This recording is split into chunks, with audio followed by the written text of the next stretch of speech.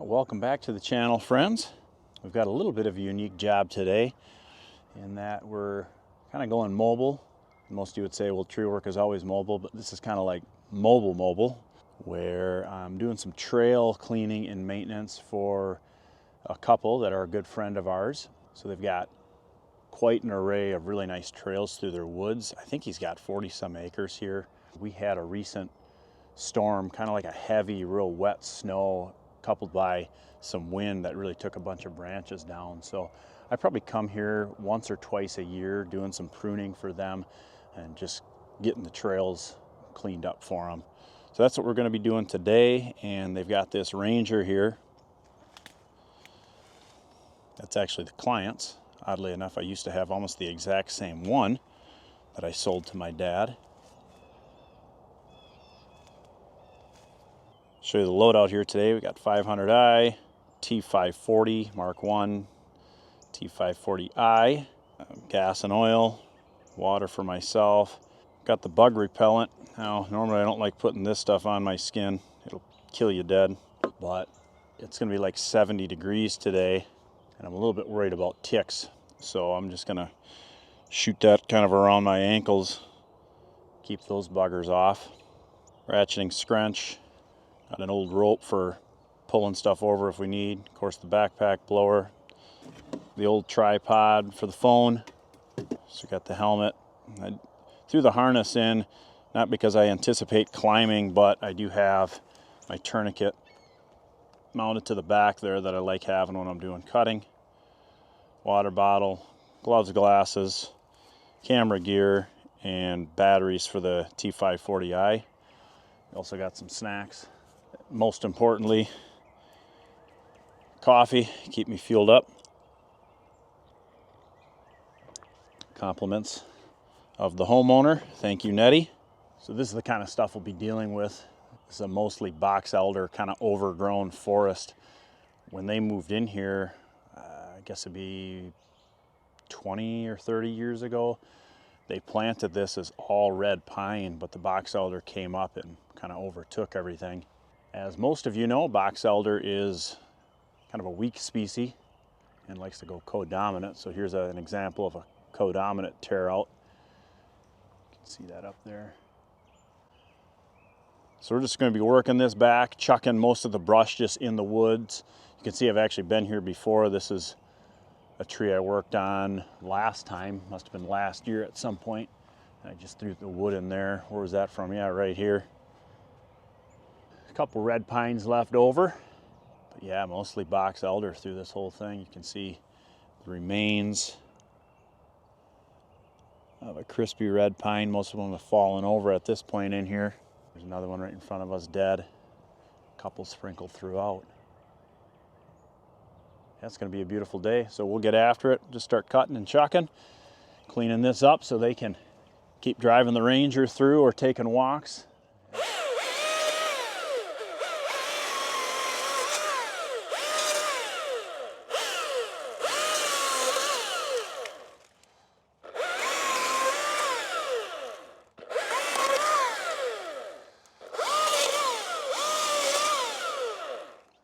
Sometimes the trick can be finding just a hole to put the stuff in. So we got one here, one there, kind of where the brush is now.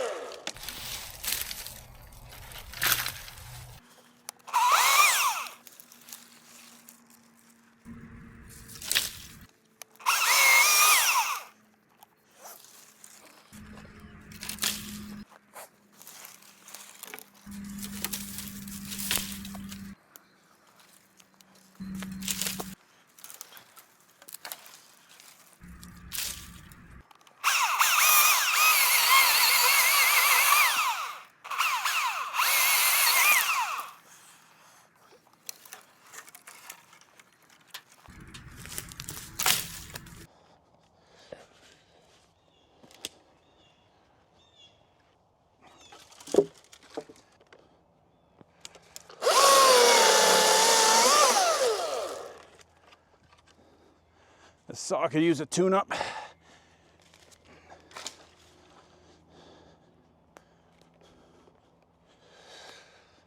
recently had, I don't know, I'm blanking on what it's called, but basically the switch control module go bad on this saw.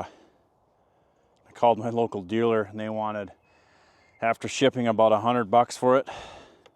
So I went online and I found Gap Arborist Supply, and they had it for like, I don't know, $11.99 and like about $8 for shipping. So it was like $20 to my door.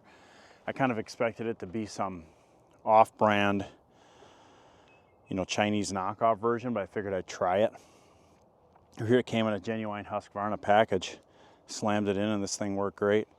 The problem was basically that the variable switch inside of this thing obviously runs off of this, and when you hit the trigger there's actually a little switch on this control module that activates, and I was getting like real inconsistent trigger and chain speed out of the deal. So ever since I swapped it, she's been good to go, so hopefully that was the problem.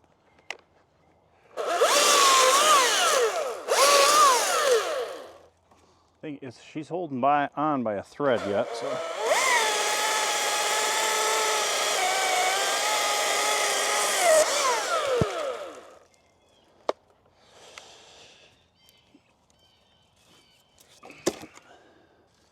I didn't grab my battery pull saw. I probably should have, so that's still sitting at the shop, but I do have my hand saw in the truck, the hand pull saw. I can run and grab if I absolutely needed to. I think I'm just gonna zing off this whole union here, right there. It'll take that branch off. Probably help to dislodge this piece. That's where the rope might come in handy.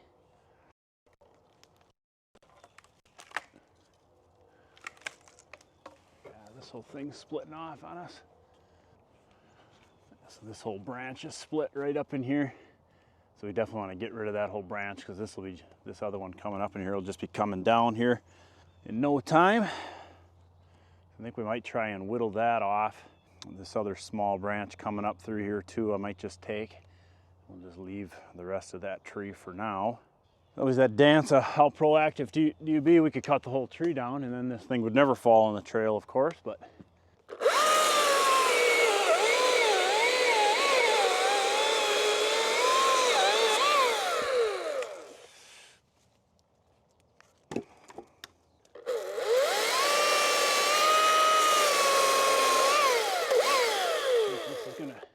This is gonna be held up. I think we're gonna have to pull it out. Actually, it's popped off. Well,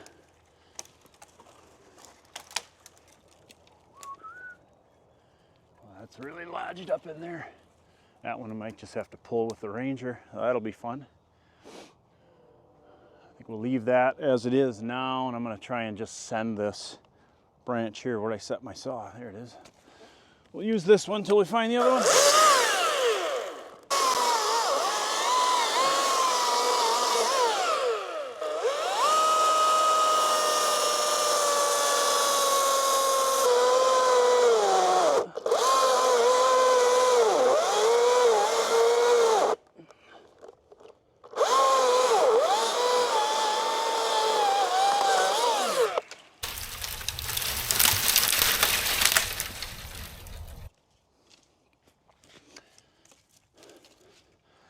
I think this application would be sweet with like a PTO powered chipper on the back of the tractor. I could just bring the tractor back here and just chip this and broadcast it all in the woods. And then the bigger wood, I wouldn't have to cut up as much. I could just pick up and stack in a pile. And then for like pulling these branches out, I could just reach up with a grapple and yank out. Maybe someday. We're gonna get this tied off to this piece. I think we'll probably try pulling both of these off here. This one's just hanging on by a thread. I can't really reach up there to cut it. I did turn the Ranger around. We'll just hook to kind of that front bumper there with the rope.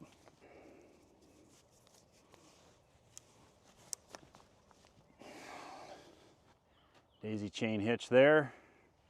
It's kind of a doubled up daisy chain just going around and around and back to itself, so it'll pull fairly even on kind of both sides of that bottom tube there of the bumper. Let's get her yanked over.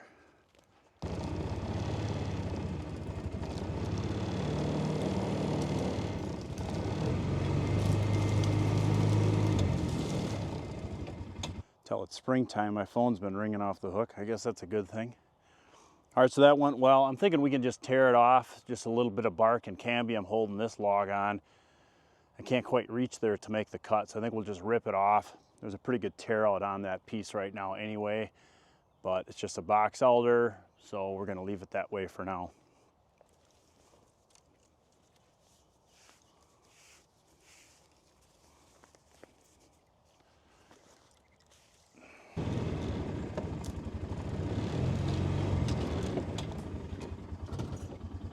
All right, let's just get this trail blown off. We'll get the rope off the Ranger, and then we'll move on to the next spot.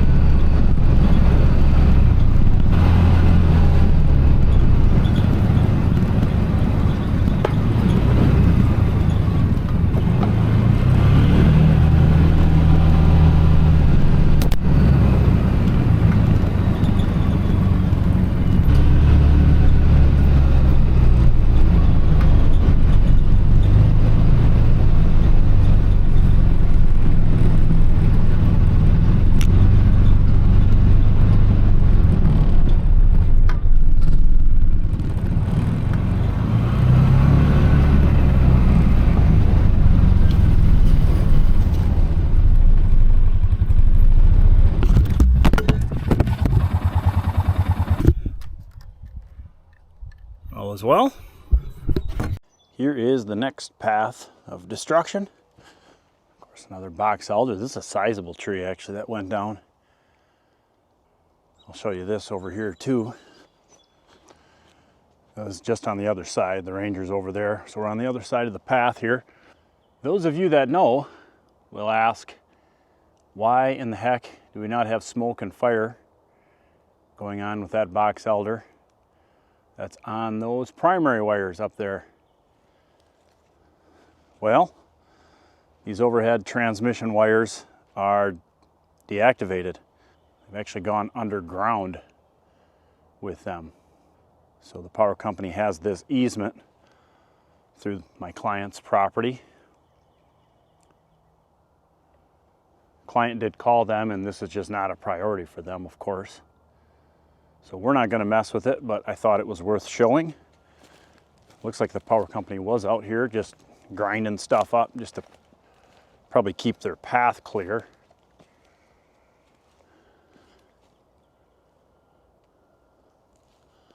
Yeah, that's interesting. This lead here that's in the pathway now, and this were probably a shared codominant union. I'm not going to climb into that mess to confirm, but then this one, there's actually a tree right behind here, right about there. Another large branch is snapped off and kind of in the power company easement. So thankfully we don't have to mess with that. They're not concerned about it. This isn't a path they use, obviously. But they do want this clear so they can continue around the path here. So we'll get after getting this cleared off. Obviously deer that like to use this path too, so we got to open it up for them as well. Problem here is where to stuff all the brush. Got a little hole right in here, but there's a lot of brush there. I think I'll just have to work it down. We'll just start cutting, I guess, see what happens.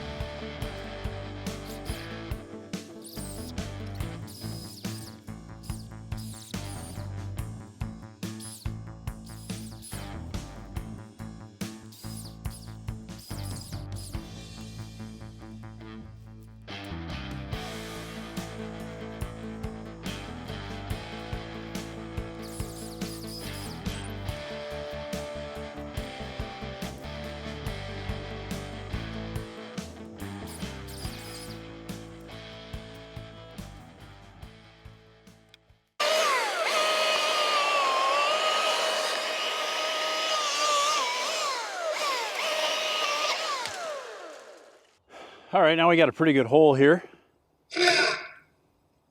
Wow, what a hole.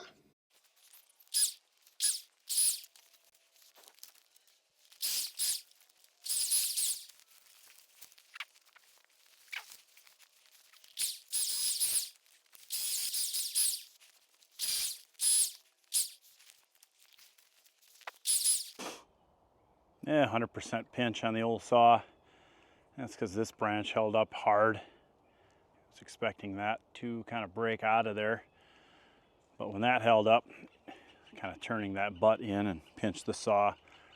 So I'll show you what I'm going to do to kind of get myself out of this. I want to just grab another saw and safely cut this, but I'd rather this saw not fall 5 feet to the ground. So we'll just tie on here with this carabiner around the loop. Make some noise now, I guess. I'm almost out of battery anyway.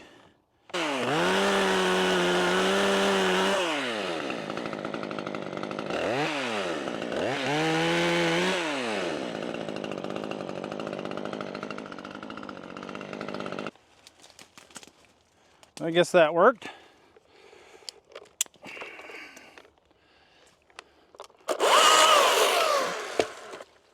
So after that, of course, the chain is loosey-goosey. Gonna make sure it's off. Got the high-speed ratcheting scrunch. I've had these for a couple of years now.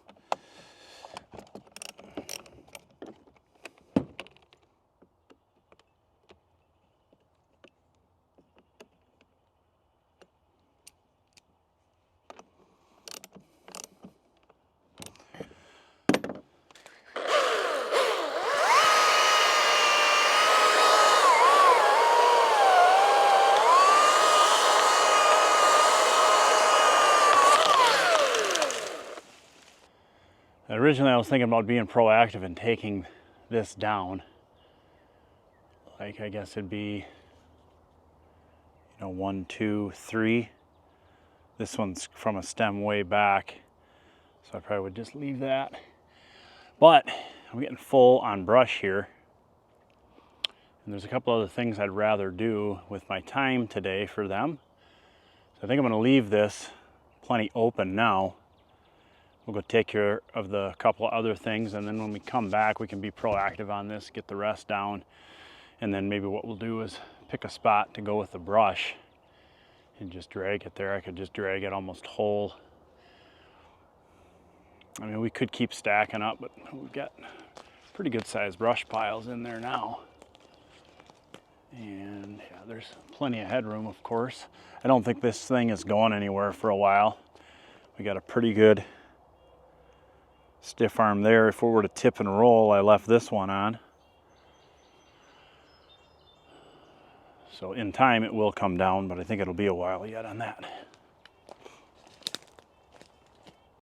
Gorgeous day today.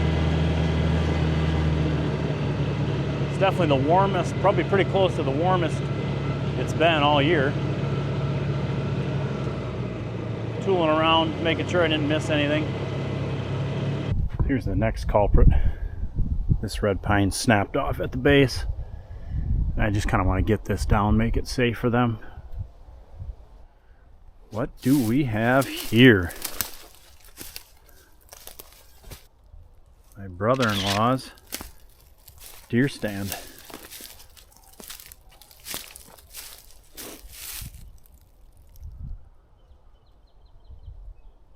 I'm thinking this would be an excellent place to stash all the brush from that pine tree. Right about there, we can kind of lean it up against the rungs. What do you all think?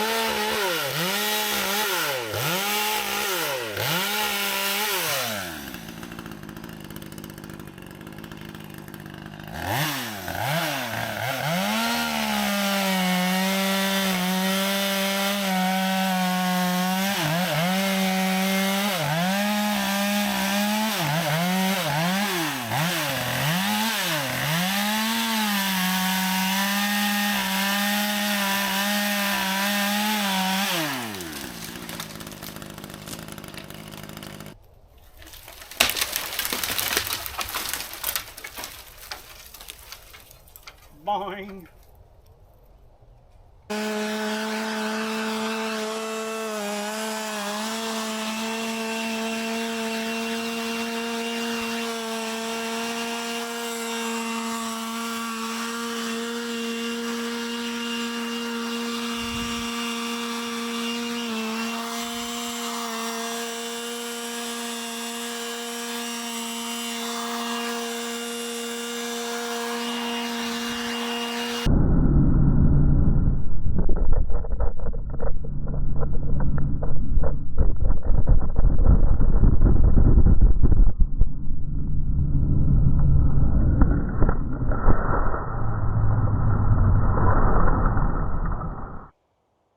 Final product, we did take a little box elder there, little one there. Of course, we got the pine down.